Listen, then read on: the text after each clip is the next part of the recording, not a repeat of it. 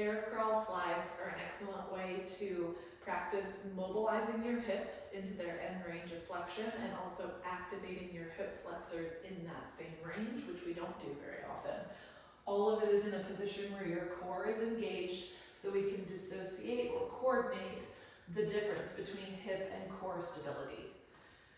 You will stack into a tabletop position, hands under your shoulders, toes tucked under. Press to lift your knees just an inch.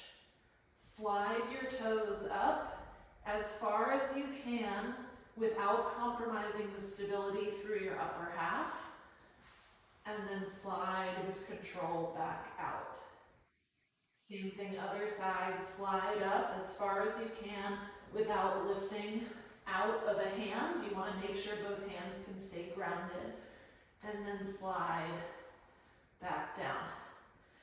An option is to just go knee to elbow, if that range is enough for you to start.